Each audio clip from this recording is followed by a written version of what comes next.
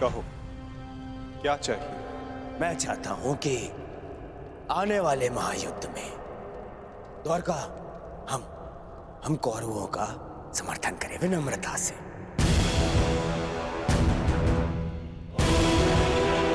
अपनी मांग पर अड़िग हो? हाँ, अड़िग हूं। मेरी यही मांग है।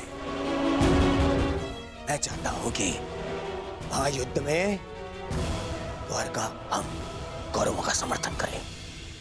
ठीक है, तथास्तु।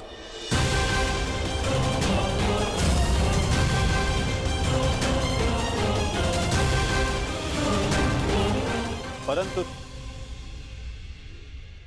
तुम्हारे इस वचन ने मुझे बहुत बड़ी उलझन में डाल दिया है दुर्योधन। अब मुझे हस्तिनापुर के साथ साथ इंद्रप्रस्थ की भी सहायता करनी होगी। असंभव! ये असंभव है। ये पक्षपात है। परंतु तुमने यही तो मांगा है गांधारी नंदन। मैंने वचन बोलने से पूर्व अपने मन की तुला पर उन वचनों को तौल लेना चाहिए दुर्योधन।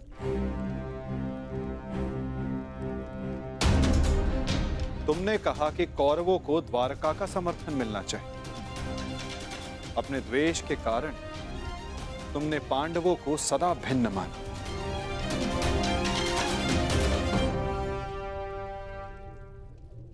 परंतु नीति अनुसार हर कुरु संतान कौरव है और पांडव भी उसी कुरु वंश के हैं जिसके लिए तुमने सहायता की मांग रखी है।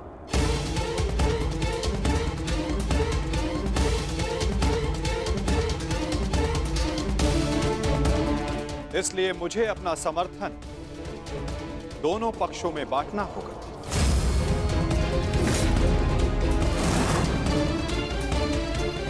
इसलिए मुझे अपना समर्थन दोनों पक्षों में बांटना होगा।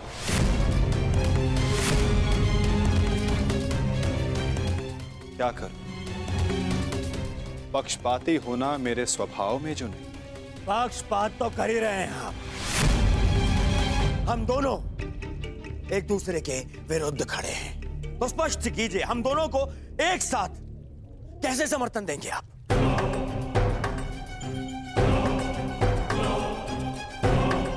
ये भी आपका कोई छल है?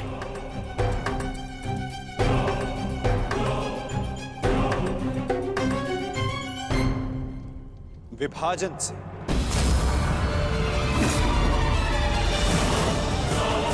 पहली बार युद्ध को टालने के लिए मैंने विभाजन का सहारा लिया था और इस बार युद्ध में सम्मिलित होने के लिए विभाजन करूंगा। मैं द्वारिका की शक्ति को 2 भागों में विभाजित करूंगा।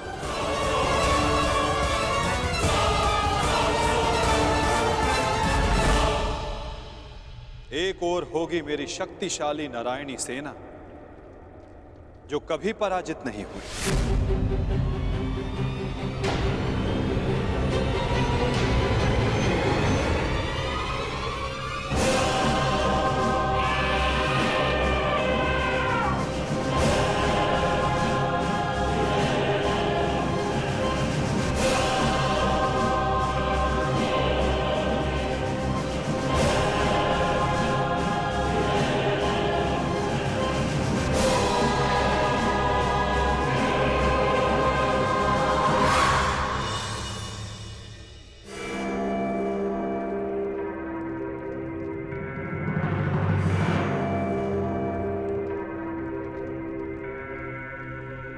और दूसरी ओर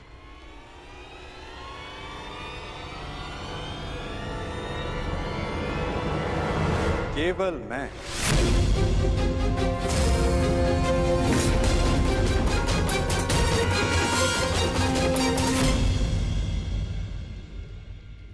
अकेला और निहत्था। मैं वचन देता हूं किसी भी परिस्थिति में मैं इस युद्ध में अस्त्र नहीं उठाऊंगा।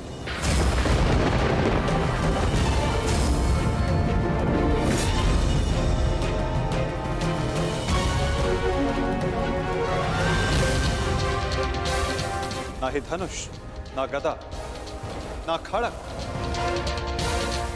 ना ही सुदर्शन चक्र। मैं किसी भी अस्त्र का प्रयोग नहीं करूंगा।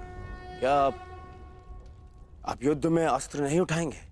हाँ दुर्योधन, सही सुना तुमने।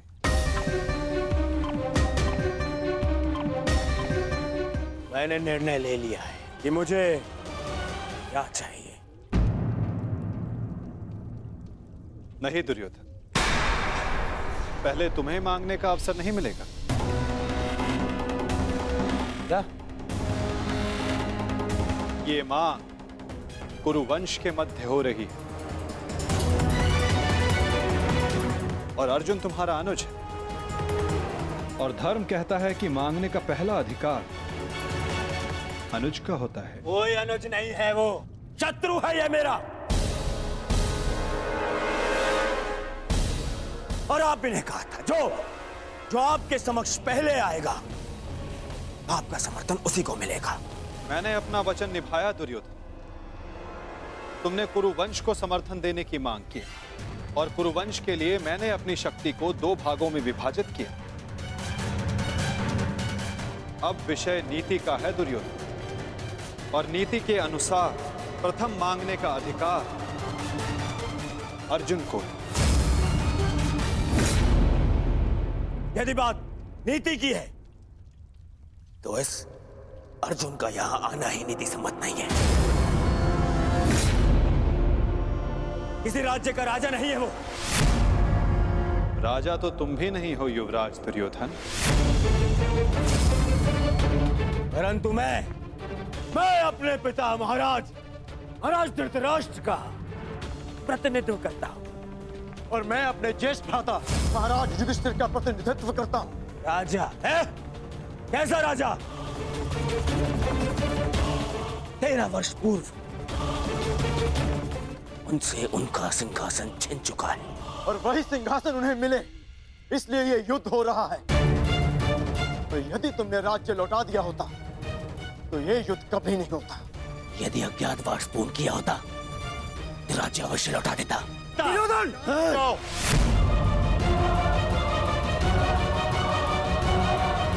यदि अज्ञातवास पूर्ण किया होता तो राज्य अवश्य लौटा देता।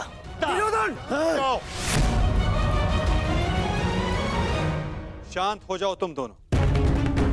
ये मत भूलो कि तुम दोनों यहां अतिथि हो, और अतिथि की मर्यादा होती। अपने अतिथि के घर पर यूं झगड़ा करना तुम दोनों को शोभा नहीं देता। तो जैसा कि मैंने कहा, अर्जुन को प्रथम अवसर मिलना चाहिए। आप चाहते हैं कि अर्जुन को नारायणी सेना चुनने का अवसर मिले। मुझे क्या चाहिए इसका निर्णय तुम मत लो दुर्योधन। माधव, आप अस्त्र उठाएं या ना उठाएं, मुझे मेरे पक्ष में केवल आप चाहिए। मुझे नारायणी सेना से कोई मोह नहीं। यदि नारायण मेरे साथ है तो मेरे लिए पर्याप्त है। मुझे आपकी सेना का नहीं, आपका समर्थन चाहिए।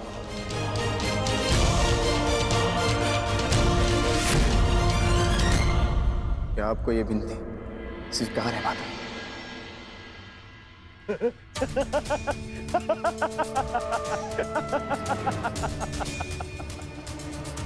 अब समझाऊंगा। यदि 12 वर्ष के वनवास ने तुम्हारा क्षत्रिय गुण ही नहीं, तुम्हारी बुद्धि भी हर लिए। मूर्ख,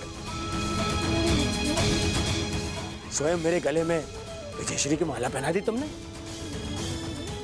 तो स्वयं अपनी पराजय का मार्ग चुन लिया। इतनी विशाल शक्तिशाली अपराजय सेना को ठुकराकर, और तुमने चुना निहत्थे कृष्ण को,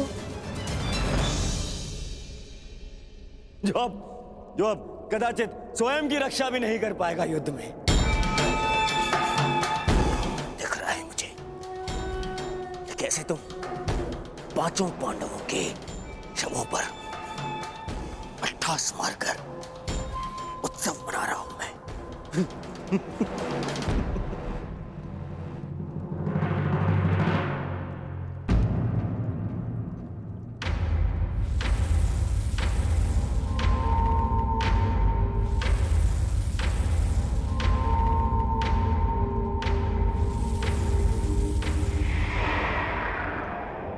कृष्ण मुस्कुरा रहा है। नहीं, नहीं, कुछ तो छल है। अब समझा। नारायणी सेना मुझे दे दी, जबकि उसके स्वामी तो आप स्वयं हैं। वो अपने ही स्वामी पर प्रहार कैसे करेगी? उल्टा वो तो हमारी ही सेना को हानि पहुंचाएगी।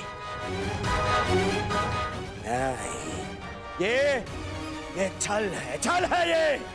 नहीं दुर्योधन, यदि ऐसा होता तो मैं पहले ही तुम में से किसी एक को पूर्ण समर्थन दे चुका होता।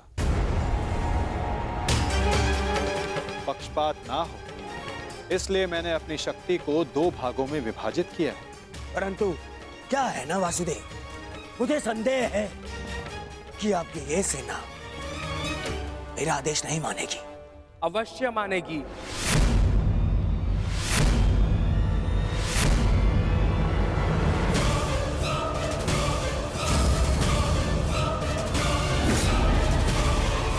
क्योंकि मैं नारायणी सेना का नेतृत्व करूंगा।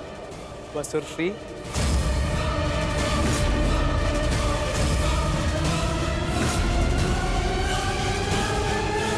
पक्षपात ना हो, इसलिए मैंने अपनी शक्ति को 2 भागों में विभाजित किया है। परंतु क्या है ना वासुदेव, मुझे संदेह है कि आपकी ये सेना मेरा आदेश नहीं मानेगी। अवश्य मानेगी।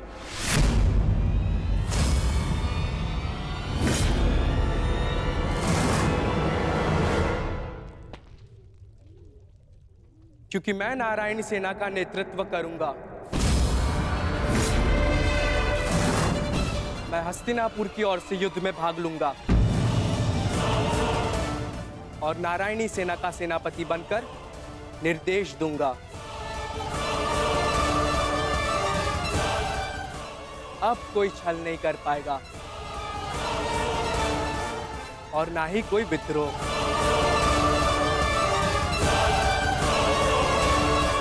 अब तो आपके मन में कोई संदेह नहीं है ना स्वसुरश्री? अब कोई संदेह नहीं।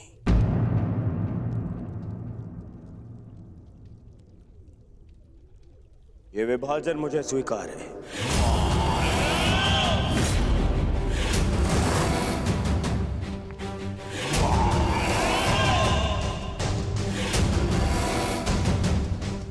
हस्तिनापुर नारायणी सेना की प्रतीक्षा करेगा। अब मुझे आज्ञा दीजिए, बहुत कार्य शेष है, तैयारियां करनी है। विनम्रता से।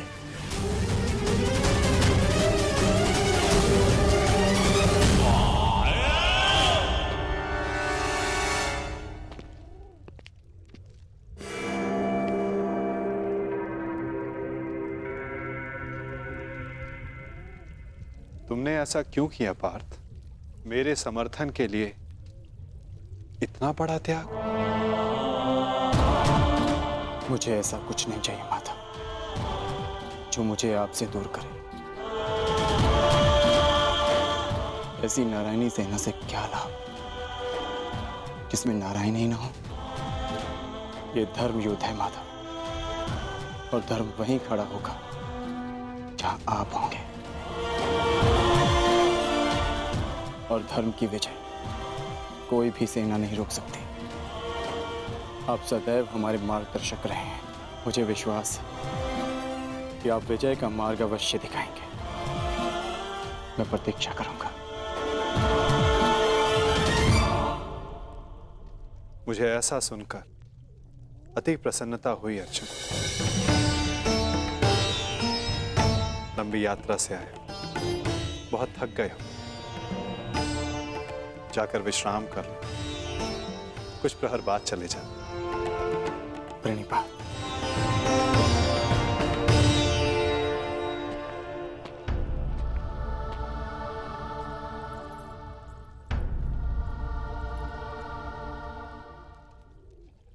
मुझे क्षमा कर दीजिए पिताश्री, मैंने आपको पक्षपाती समझा, मुझसे बहुत बड़ी भूल हो गई। ठीक कहा था आपने, आप लोगों को नहीं चुनते,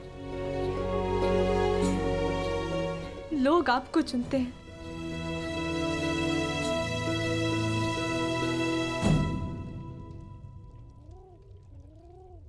हमारा भविष्य हमारे चुनावों का ही परिणाम होता है पुत्री। जीवन में किस मोड़ पर हम क्या निर्णय चुनते हैं, उससे सिद्ध होता है कि हमें हमारा लक्ष्य मिलेगा या नहीं। परंतु क्या होगा पिताश्री, मैं ऐसा क्या करूं जिससे मेरे पति और मेरे पिता सुरक्षित रहे? कर्म करो लक्ष्मण, फल की चिंता ना करो। तुम्हारे पिता और सांब को उनके कर्मों का फल मिलेगा और अर्जुन को अपने कर्मों का।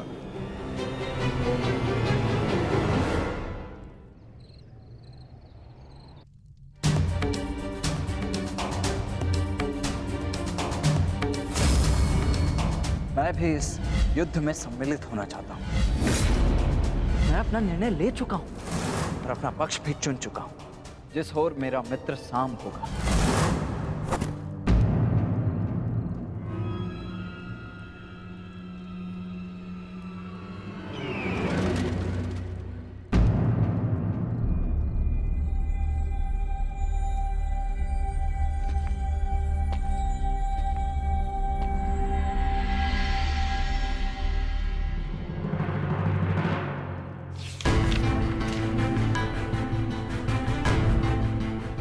अंगराज, युवराज दुर्योधन द्वारका से हस्तिनापुर लौट रहे हैं और सूचना ये है कि नारायणी सेना दुर्योधन के पक्ष में आ गई है और कृष्ण अर्जुन के पक्ष में है। अंगराज, तुम शीघ्र हस्तिनापुर लौटो। युद्ध हस्तिनापुर की सीमा पर है। गांधार राज शकुनी।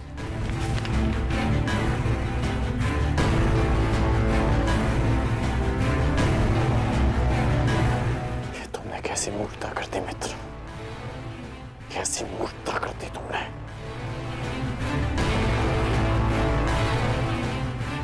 मुझे अभी द्वारका के लिए प्रस्थान करना होगा।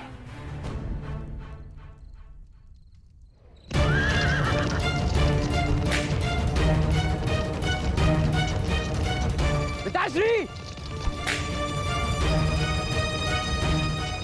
ये अचानक कहां जा रहे हैं?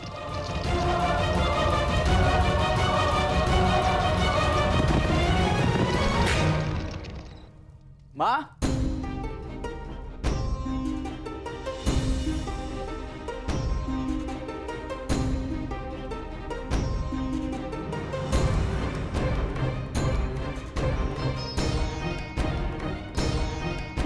एक बार पुनः अपने कर्तव्य के लिए अपने परिवार को छोड़कर जा रहे हैं पिताश्री।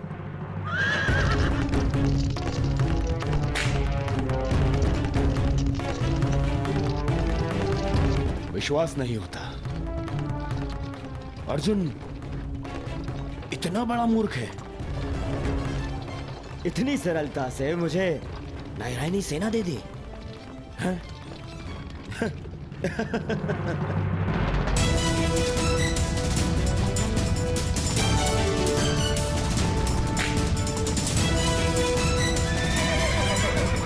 सारथी रोको। वेद,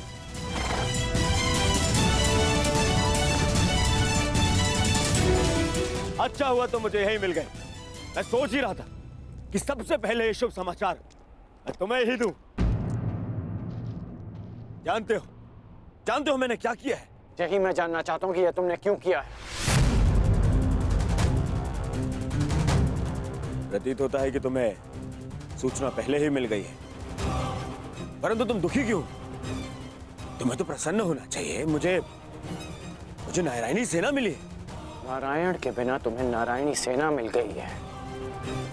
मैंने तुमसे कहा था कि तुम्हें अर्जुन से पूर्व द्वारका पहुंचना है। तुम अर्जुन से पूर्व द्वारका क्यों नहीं पहुंचे मित्र? अरे तुम्हें मिथ्या बोध हुआ है मित्र। अर्जुन से पूर्व द्वारका पहुंचा था। क्या? तो फिर ऐसा क्यों हुआ? अरे क्या हुआ मित्र? कुछ अनुचित नहीं हुआ है, सब हमारे हित में हुआ। हम दोनों को बराबर का अवसर मिला था, कृष्ण या नारायणी सेना चुनने का। उस मूर्ख ने नारायणी सेना छोड़कर कृष्ण को चुना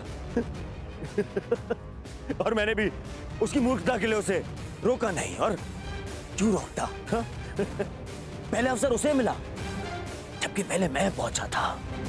और तुमने वासुदेव को नहीं चुना। ये क्या किया तुमने? तुमने वासुदेव को क्यों नहीं चुना मित्र?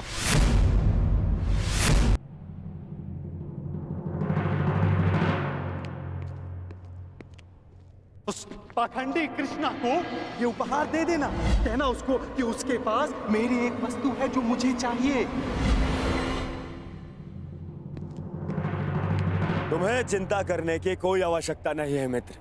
अब हमारा सामना कोई नहीं कर सकता है। हमारे पास संसार की सबसे बड़ी और सबसे ताकतवर सेना है, नारायणी सेना, जो आज तक कभी पराजित नहीं हुई। और तुम्हें लगता है कि मैंने कृष्ण को ना चुनकर कुछ अनुचित किया है? वो कृष्ण जो इस युद्ध में शस्त्र भी नहीं उठाएगा। मित्र, तुम जानते हो कि नारायणी सेना आज तक अपराजित क्यों रही है? वो अपराजित रही है केवल वासुदेव के कारण। और आज